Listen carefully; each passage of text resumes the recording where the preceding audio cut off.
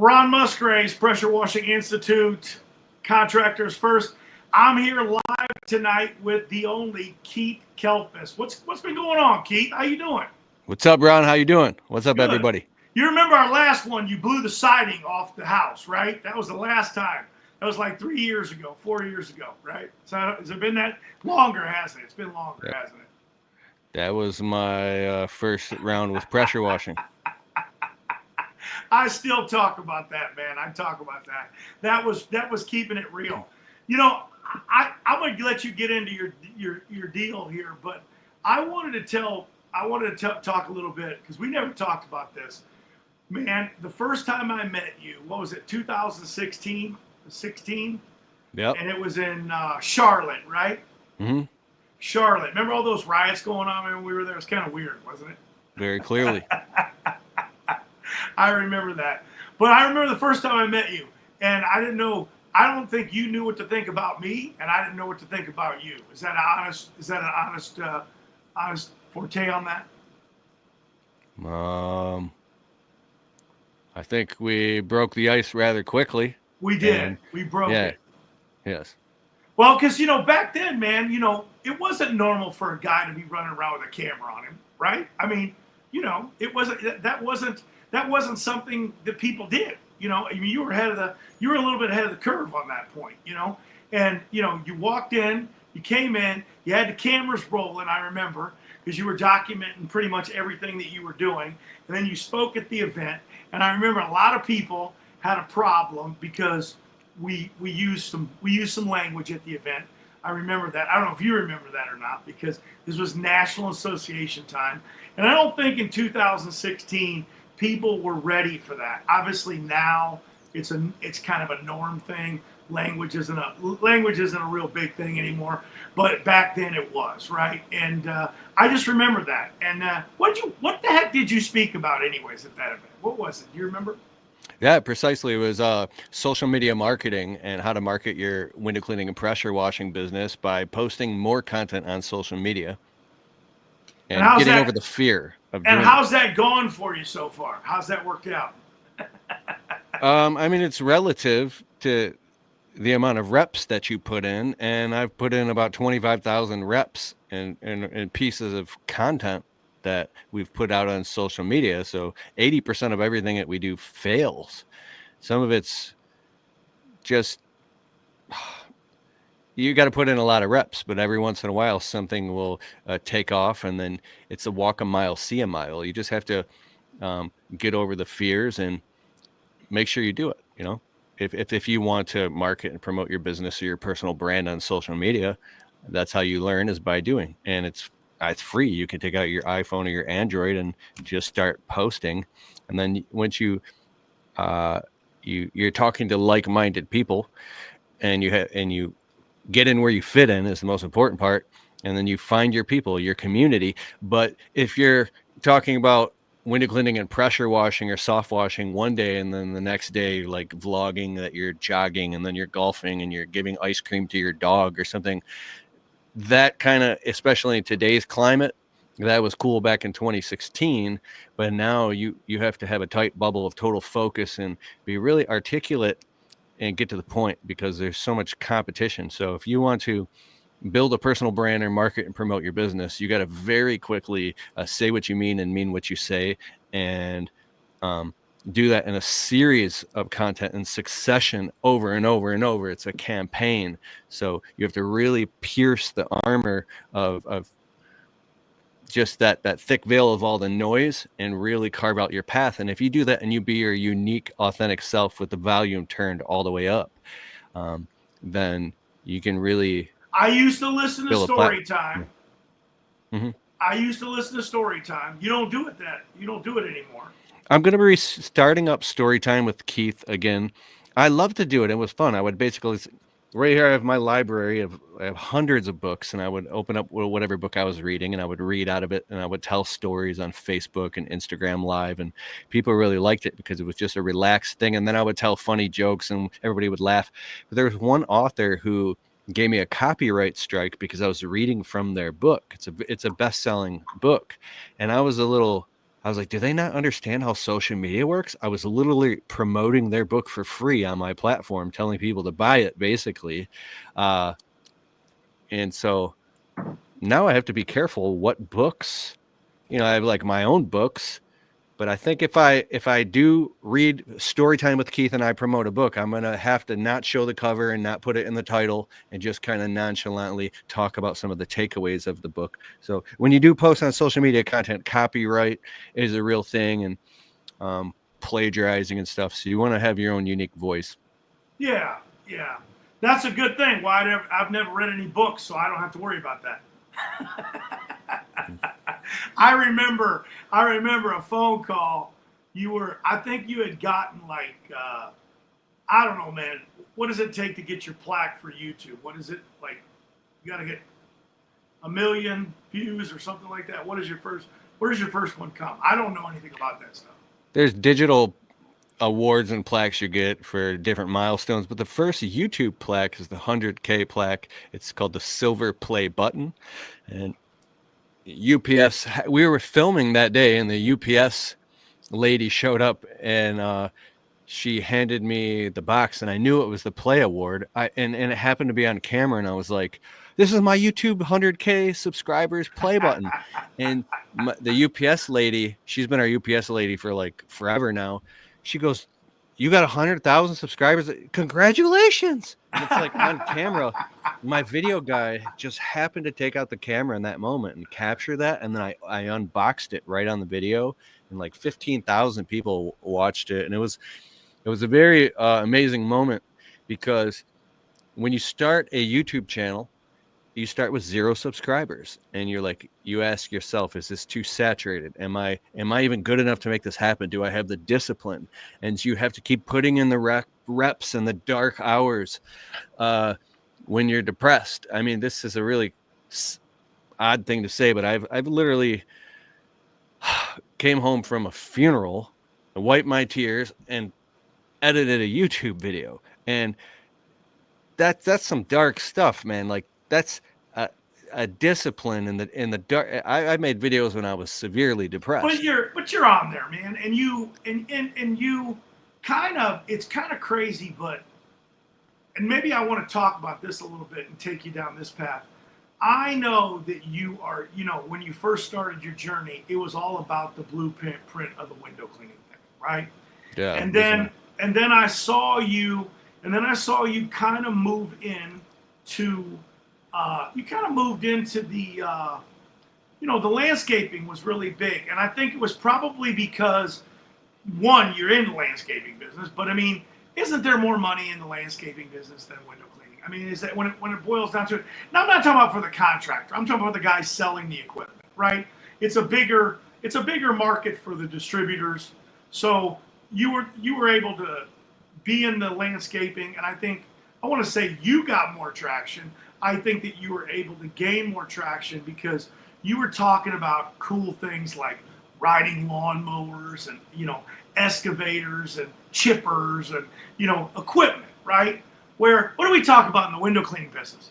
A squeegee, a pole, unless you're doing something exciting like jumping off the side of a building and rappelling, from a 100-story building, there's really not a lot of, window cleaning is window cleaning, and I think that, like, when you got into the mode of the landscaping thing, there was bigger deals. Have you ever seen that one guy that talks about, sealing a driveway, and he makes kind of like an analogy of like, you can use the White Cropper 6000, and it's this $90,000 piece of equipment, or you can do it like this with a brush and a mop, and he kind of makes a joke out of it, like from the DIY perspective to the serious guy using the real equipment. You ever seen that guy on YouTube? I don't know his name off the top of my head, but he makes some funny videos, and it just kind of reminds me of that, like, where, when you made that transition, it's just, guys, I just felt like they just bigger. It was bigger for you because more people were interested in looking at that stuff, And I mean, how much can we talk about a squeegee and a mop? I mean, I don't know. What's your take? Yeah, so like right before this podcast, one of my longtime clients I have 9 invoices going all the way back to 2015 because they still want pen and paper, carbon copy work orders. One of my favorite window cleaning clients, she's 87 and her husband is 98, and I'm still cleaning their windows inside and out. And their entire house has so many windows and mirrors, and like they have like a pallet windows where I have to actually open the window and clean the inside of the glass and remove all the storms. And then there's entire walls of mirrors. There's so much. And they also leave a generous tip. And so I personally have to go inside of this house and clean all the windows and lay down drop cloths because they have like white carpet while my guy's on the outside with the water fed pole. And then afterwards I sit down with the customer, her and her husband, and they're these sweet people that are elderly, and I've so much love and care, respect, and admiration for them. And they let me take out a camera and make testimonial videos, and they don't even care if I videotape. And so it's like, how much can you make? My Window Cleaning Blueprint YouTube channel, we just crossed 27,000 subscribers, and it's getting more views than it's ever gotten. It's like people are watching it every day. I just put out a vlog, part 1 of part 2 series on the Window Cleaning Blueprint, the worst window cleaning job ever. It's this real estate client that I had that has like 25 properties, and he calls us every time he's doing a rehab or a flip or a rental redo. And this house I didn't know had storm windows everywhere, and they're doing construction. I went to get water from the sink, and it sprayed all over the wall in the fridge.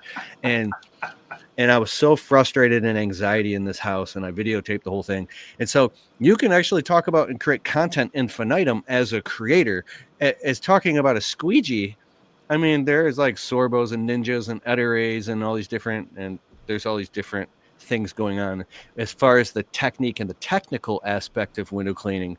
But as far as being building a personality, like a personal brand, and being a personality and talking about everything and growing your business through the lines, levels, states, and stages that you go through as an entrepreneur, growing a business and a family and a clientele and all these things, it's unlimited.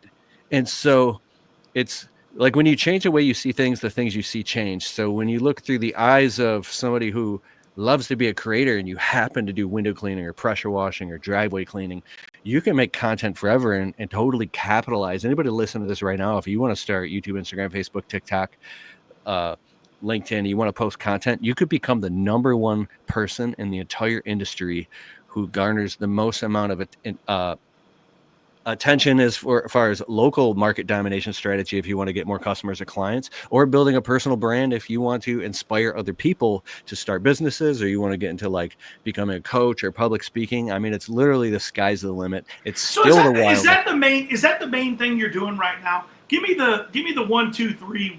What Keith's doing? I mean, what are you doing, and what's the goal? Are you out there and you really want to inspire and teach people to still lay down content and be content creators? Is that the #1 thing, or is it about the Keith Kalfas brand in the sense that you want people there to see the things that you're using and the recommendation? Because I know this, you're big on, I don't want to mention anything you don't want to mention, so you mention it if you want to mention it, but I know you said paper and pen.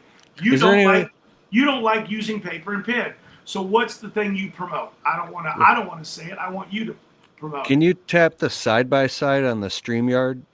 Because we're like a little tiny. Oh, there we go.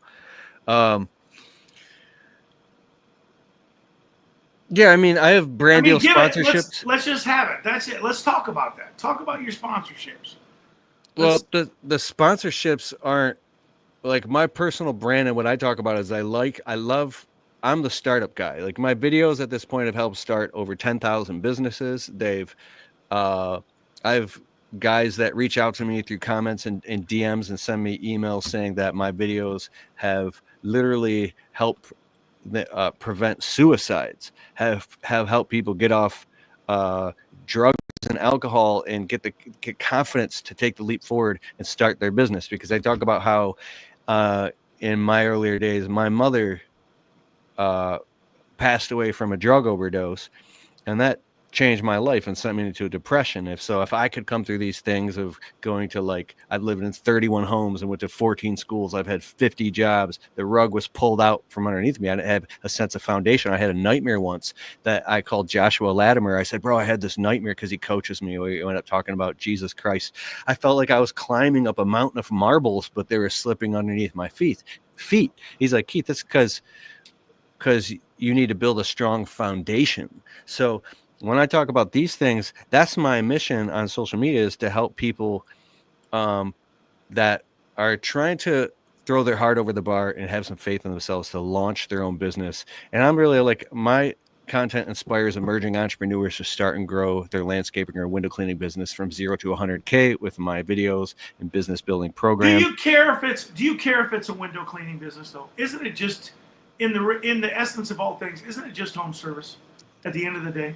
It is home service, but if you look at search engine optimization and you look at the way that Google SERPs work, and you look at, like, if you have a, I don't know, you want to go to a dentist, or let's say somebody maybe unfortunately has a heart problem, they're not going to go to somebody like urgent care or a general doctor. They want to find the best specialized heart. So it's like you create a sub niche. Is you go look in the mirror and say, I want to become the #1 person in the world who talks specifically about asphalt ceiling in the Midwest or something like. And when you say that over and over and you create content around that then you get they say the riches are in the niches. So I am generally talking to home service business owners, and some of the videos go viral, and people all over the world watch if I make a funny, silly video about landscaping. But then it just floods my feeds with a bunch of people who aren't the target customer. Then my ad spend goes up when I'm running ads, because now I have to further segment who's watching percentage of the video. So if it's people who thought the video was funny, but it doesn't really impact their life, that's cool. But so it's basically it's a 70% landscaping, 30% window cleaning. We do have sponsors. The money sustains the message. I never really cared about taking on sponsors, but the more serious I ramped up the video production and the side of our content creation, I had to build a media team to help me leverage all this, because I became so time bankrupt. I came home and my wife was crying one day, throwing around the D word, and I didn't know what to do. So I started working with brands and sponsorships and selling online courses and writing books to, and I was writing books in the beginning. I've always wanted to write books. One of my life's dreams. I'm writing my 5th book right now. And I take that very serious. I want to write 50 books. I want to write 100 books. I mean, I want to write books that people listen to them. And I get a lot of positive testimonials if you go on Amazon and you look at my books. It's people like, oh, who's this guy think he is? He's trying to sell a book. Like, that says then you don't even understand what I'm actually doing. It's like, so in that type of weird embarrassment or shame or something people have is because everybody's trying to be a guru. And I don't believe that's entirely true. Oh no, there's a lot of people out there trying to be gurus. Yeah. But they don't have. Look, I like having you on here because I think that, man, I've known you now 10 plus years, and you don't know other people that have been online. Like when I got online, you even called me up one time. And you go, dude, you were on YouTube in 2008. Like, I wasn't even born yet. I mean, you were born, but you said something to that, and it was a phone call. You called me out of the blue because I think you had just realized it. You know what I mean? Like you knew who I was, but you had no idea that I had been blogging since the 90s. And so it was a different type of thing back then, because we didn't have YouTube when I started, right? We were this is funny, man. I gotta tell you this. 1999, a thing called Yahoo. Do you remember it? Yes. Yahoo, before Google. They had this audio thing that was live. That was like the first thing. Web radio was the guy that owns the Mavericks now. I don't know if you remember that, but he made his fortune in web radio. And Mark Cuban. Cuban, and we were on this thing, man. And we thought, man, it was the next thing since sliced bread. We're all talking. We're all over the country. We got about 25 guys in on this thing. We're having this conversation live, and it was amazing, right? I mean, and look at how far we've come now. But that was the big deal back then.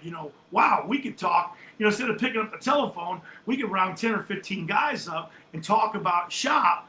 All over the country with all these guys all over the country. We thought that was a big deal. One of the most important things, I'm glad the number one thing that you were saying, and maybe we'll go into number two. The number one thing is, man, it's changing lives. I mean, everybody goes, why are you doing this, Ron? Why do you do this? Why have you done this for 25 years? Why are you out there helping guys like this?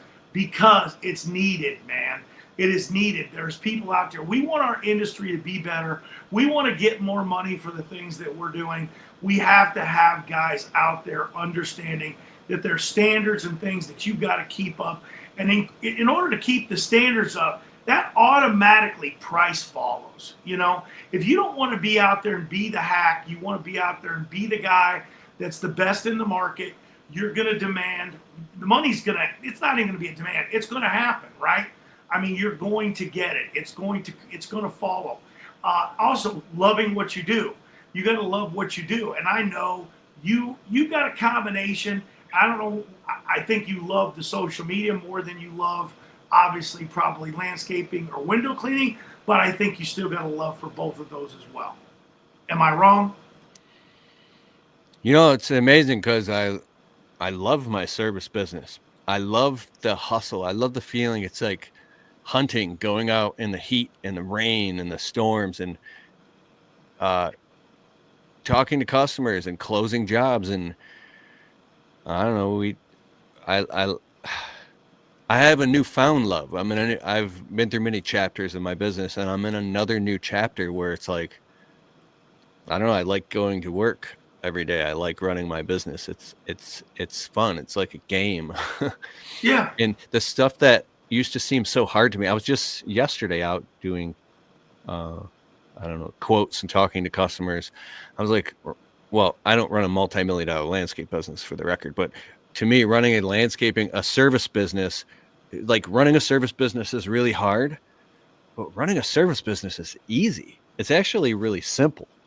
You build a reputation and put out marketing. You answer the phone call. You pick up, you screen customers. You qualify clients. You go out. You sell jobs. You have a system, and you close the jobs. You perform the work. You make sure you do the administrative functions, that pillar of the business. Make sure people get paid. You do what you say you're going to do when you say you're going to do it. And there's a lot of little tests that come in. And the business puts you under pressure to constantly iron out those kinks so you grow in maturity as it squeezes you up through the cracks. That's the part that feels like you're suffering when you're late at the dinner table and missing family events, or you skipped a meal, or you have to use the bathroom and you have to hold it in for like 5 hours because you literally have to get these jobs done, and you're like going through victim stories in your head of why it's so hard, all that crap that I went through. And I was like, why was I thinking all that? Oh, it's because my prices were low. But every time I raise the prices, the customers will fire me. It's not fair. Why did I? Like, all that stuff. It's like the more you do this is the more your unconscious mind reshuffles the deck, and it starts to stack an undeniable stack of evidence that, oh, this is reality. This is the way this works. And it's commerce. It's adversarial. It's a service business. There's your market, your marketing, your people, and your systems. When you see things for what they are, I have a very low spatial IQ. I'm not very smart in certain areas, so I have a lot of struggle with just seeing things the way that they are. So I have to I have to navigate through things emotionally, and I'm a creature of habit. The reason I speak like this, I might be losing people. Like, what's Keith talking about? He's talking in circles. I'm hyper conscious of what I'm saying because there's a small criteria of people that are listening to what I'm saying right now, and they're going, yes, he's speaking my language. So I'm willing to sacrifice, like, having appeal to like 90% of people, so that 10% will feel heard and understood at a level that they've never before felt, and go, wow, somebody's speaking what I'm saying. So that's what I say. I love my landscaping business. And back to the original question, I wanted to say that because I love the social media aspect. Bro, I was making videos and vlogging in 2004. We used to do music and shoot music videos. I was like literally the cameraman at our music shows. I just like, I love the idea that you can, I don't take out your phone and use your imagination and get B-roll and add music and make, I mean, I've cried while making videos. I have these motivational epiphanies that come through You, me. you, Yeah. you know, I think you helped me. I think you helped me build a definition of guru, and it's real. You know, somebody that's real. I think a guru is real. I think that's the thing. You talk about the real things. Here's a funny that I got, and you mentioned the D word, but I used to laugh all the time because early on you called the wife-a-tron. Do you remember that, man? She still is the wife of Tron. She's upstairs right now. You still call her the wife-a-tron? Well, not to her face. I mean, we Okay. just had our 13-year wedding anniversary. But That's yeah, I awesome. mean, so Congratulations, man. part of being a guru, I don't know what that means, but I mean, like, is part of the guru positioning trifecta is the anti-guru. The anti-guru effect is that of we're in the age of authenticity. So when you just be yourself, me, like, I have a bit of Tourette's. So if you know me, for some weird reason, I don't do it as much when I'm on video. Maybe because I'm just passionate. When I'm stressed out, I blink, I twitch, I make throat and vocal tics. I like move my shoulder, and if I'm really stressed out, I like hold my breath, or I'll like clicking my fork against my teeth when I eat, and I'll, like and so people that have like Tourette's or ADHD, they click with me. If like so when you just be yourself, that's you find your tribe. Yeah, There are I people, always yeah. tell people nobody's out there trying to watch a commercial for a landscaper or a pest control guy or anything. Nobody wants to hire that person. They want to go on social media. They want to read what good feedback first and foremost, right? They want to have 5-star reviews, and then everybody wants to read the bad ones because that's a lot of times that's what people go to first, the bad ones, and then they want to see, okay, is there any recent stuff this guy's done that I can go look at? And then they go, oh my goodness, that's 3 blocks over the Joneses' house, and then that's it. It's a done deal. You're going to get their business. And I don't think people really understand that now. I don't even think the big guys understand that now. I still see the silly commercial ads. I still see them being run like we're watching late night television. You know what I mean? And the cheesy ads are coming on, or the talk show host on radio. Hey, let's talk about. I used Bill's garage cleaning the other day, and I hired him for my own house, and it was you know those cheesy commercials, and because you trust the radio show host, you're supposed to believe that he actually had the guy come out and repair his garage, which could have happened. But he probably didn't pay him, and he got his garage fixed for free. But the reality of it is is what people want to see. And when you sit there out of all the guys that I've interviewed, and I'm not trying to blow smoke up you or get your head any bigger than it is, you do that. You are real. I've seen you cry on video. I've seen you get really deep into religious stuff. I've seen you talk about problems, things that are going on. Early on, you talked about it all the time. Hey man, it was a struggle. It's those things are the things that people want to see now.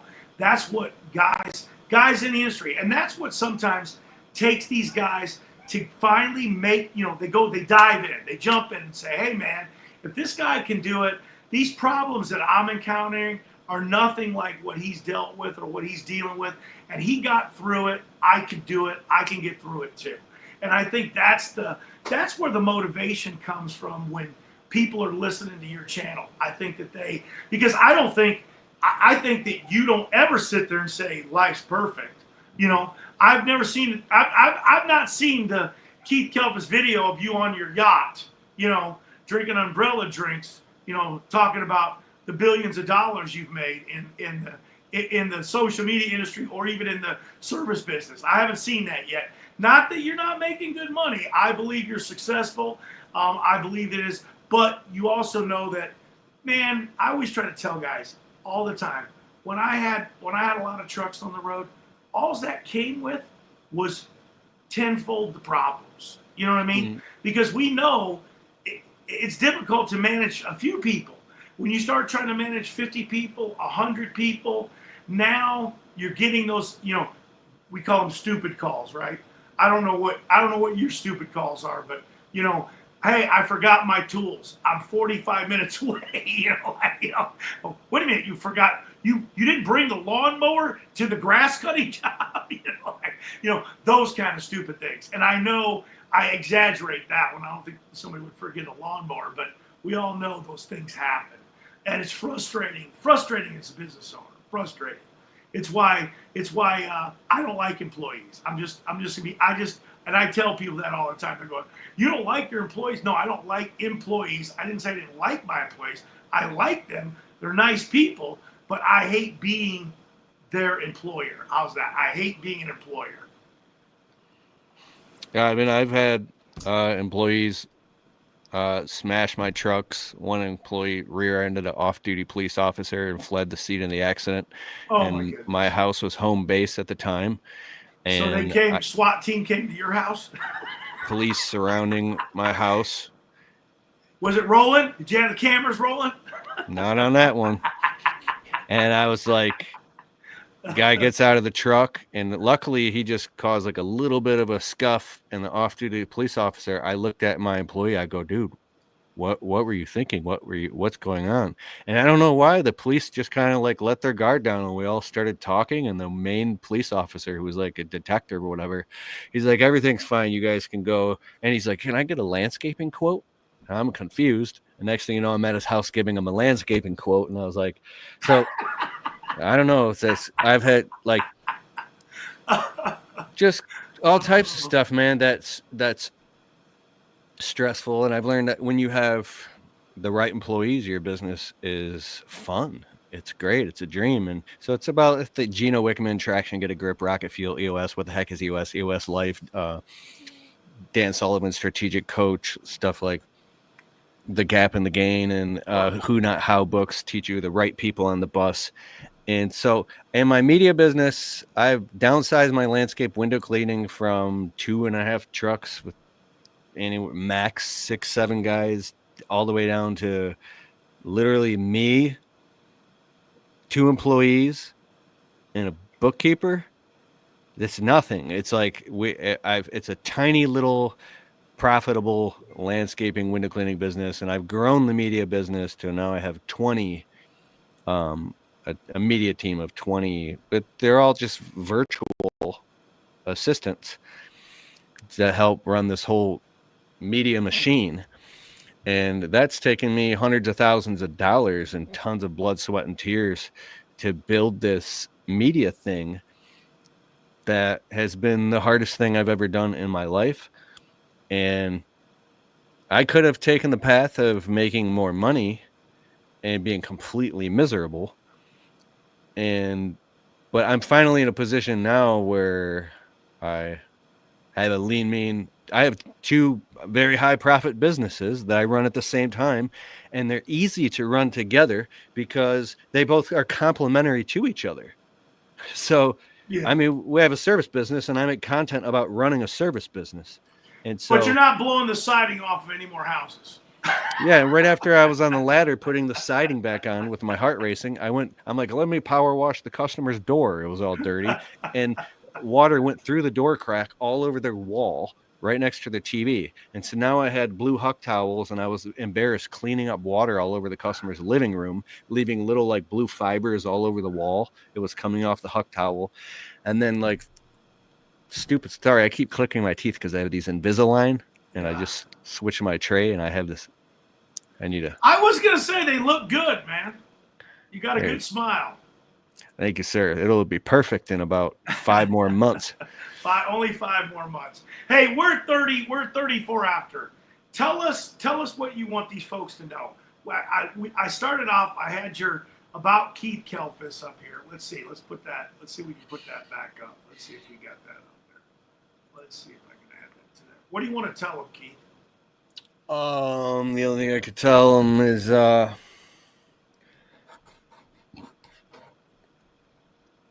it's easy, guys. KeithKalfas.com. Check out his website. Go to the About page. Well, first of all, I have to know exactly who I'm talking to. I mean, I could start saying stuff like a lot of guys that follow me are commercial guys. Not so many home service guys. A lot of commercial guys are watching this. Yeah, so I don't like to push my opinions on other people, but I've got really close friends of mine that are extremely successful entrepreneur men who put God first and then their family and then their business. They make lots of money and they're not egotistical at all. And they're literally going to church and doing Bible studies and more concerned about and they're in the business of saving souls, like leading people in the right direction. And they know when they die, they can't take any of their belongings with them. And what type of impact do you make on the world? And if you glorify yourself and your success, it doesn't do anything. Nobody cares. And so I've been really trying to unpack this thing, and it's not religion at all. I'm fascinated by the story of Christ Jesus and how, because I'm an internet marketer. I'm a marketer. I'm like, dude, and I literally have respect for this guy so much because he's the greatest internet marketer that ever existed. And he was alive 2,000 years before the internet even existed. And yet his message is growing, and he's like the most viral influencer in the world. And I mean, that's amazing to me how somebody can have a message like that. And so some of the most successful people I know are Christians. And so I ask them questions, and it drives me. I've been like reading the Bible every single night before I go to bed for like a year and a half now. And I was in the Old Testament, and I got so exhausted because it's so hard to read that I actually started slacking and just like reading like one page, and I can't read this. So I went back to the New Testament, and now I'm like excited again reading it. And so it would be that if you are questioning, like, is this God thing real? How am I supposed to believe in this God that I can't see? This, why do people talk about this Jesus guy? But I'm like, I feel weird. Like, and there's a saying, when you change the way you see things, the things you see change. So you'll see it when you believe it. It would be, I implore you to take a leap of faith and just let your guard down and give it a chance, and attend a Bible study or dust off your Bible, or start following some really good creators on social media. Like, unfollow all the negative crap and start listening to, and I'm not telling people what to do this. You just said, well, what I tell them. Just start leaning in that direction. Well, that's good for anybody. See what happens. My youngest just got baptized Sunday, so congratulations. Yeah, she is excited. That's for sure. She is very excited. But I don't. This is going to sound crazy. This is going to sound egotistical. I've never told the story online. I'm not going to tell it tonight. Okay, but you see that right there? That's a trach. Yeah. I was dead for longer than you're supposed to be dead. Now, my siblings and my parents sometimes said, that's why you're crazy, because your blood was deprived of oxygen, okay? And I go, that's the way you are. But I have no doubt of all these things. Not one doubt in my mind. One day I'll tell the story, but I have no doubt. And I'm sure you've heard some other similar stories about people that have died. And I think that some people think, well, when people tell those stories, they think the people are crazy, okay? Because I would have thought they were crazy, okay? But until it happens to you, let's hope it doesn't. But if it happens to you, you will understand it. And I don't think I don't think people understand that people that have had that experience, their testimonial in Jesus Christ is completely different than how other people talk about it. Completely different. You didn't think Yeah. you were going to get hit with that one today, did you? No, but that's why I run a podcast. It's awesome. I appreciate it. Well, you brought something out, see, in me that I've never talked about or mentioned before, and it's real. There we go. Two real guys talking about real stuff. I think it was a year or two ago, I saw Tommy Mello posted that he was reading this book, The Ragamuffin Gospel. I was like, wait a second. My mother gave this book to me before she died, and it was been sitting on my bookshelf for 15 years. All right. Yeah, 13 years. That's a sign, isn't it? Yeah, so I open up the book, right? And then a note falls out, and it's a letter from my mother to me, and she's earmarked and written little notes inside of the pages to me about certain things. And I started crying, and I went and I showed it to my wife. I've never seen it before, so I read the book cover to cover, and it was amazing. Did you tell Tommy? Of course you did, right? No, we just went to Arizona, and we traveled there and did a shop tour with him. No, but I'm saying, did you tell him about that story? Does he know about this story? I think he watches my stories on social media. So he probably seen it. Next time I see him, I talk to him, I will. Thanks for reminding me. Yeah. That's crazy. That's some stuff right there. There's a purpose, right? There's always a purpose for something. And I think that like in closing this thing, look, and because we're about 40 minutes right now, I think that you really have to do what you love. And I think we touched on that because I was trying to say, what was the first thing that you love? And I think I'm right. I think you love producing things that are going to change people's lives. Everybody wants to do that. I mean, that's what we're here trying to do. You might say maybe when you first started it, it wasn't about Jesus Christ, but you were trying to make people's lives better. Okay. I can tell that, along with trying to find out how to make your own life better. Because, man, we're all searching for that, right? We're all trying to make our lives better. And I think that that's what it is. And I always try to tell my kids, don't follow money. Don't try to chase the money. Do something that you love. I'm sure and I'm certain the money will follow that. But if you wind up doing something you hate for 20 years or 30 years, you're just going to have regrets. And I don't think anybody in today's world should ever do something that they don't want to do. You're from Michigan. I had relatives that worked in those factories year after year. I heard the stories of how they literally hated what they were doing, but because it was a job, they did it, and they went to places. I think in today's world, you don't have to do that, man. You can do and be anything you want to be, even more so. Your mom used to tell you that you could be anything you wanted to be. I think in today's world right now, I think that's more true than it's ever been. Now, I was telling you about commercial guys. So this is a really cool guy, Aubrey Harris. I just wanted to say hi to him, and very, very big follower of Jesus Christ. He's one heck of a guy. So, well, I appreciate you coming on, man. We'll have to do it again in 6 years. Thank you so much. Likewise. If I'm still around. I hit the big 6-0 this year, so we'll Congratulations. See. We'll see what happens. But I appreciate you coming on, guys. And real quick, I just want to tell you guys this. Just check him out, man. KeithKalfas.com. Check it out. He's got more stuff. Google his thing. Find his podcast. He's got great information, man. I appreciate him coming on, always talking. This time we didn't blow any siding off the houses, but we learned some more things and with some great stuff and some great stories. Again, I appreciate you coming on there, Keith. Guys, don't forget, next week, if you caught this thing, man, there's a pressure washing convention in Reno next week. It's huge. It's absolutely one of the biggest ones out there, guys. Look at all the guys that are coming to this thing. This thing is the big boys out there. They're the $1 million players, the $1 billion companies. Make sure we see you guys out there. CETA.org, Power Clean Show. Check it out, guys. Again, Keith, I really appreciate you coming on. We'll see you guys later. Have a good night. Ron Musgraves, Pressure Washing Institute, Contractors First. We're out.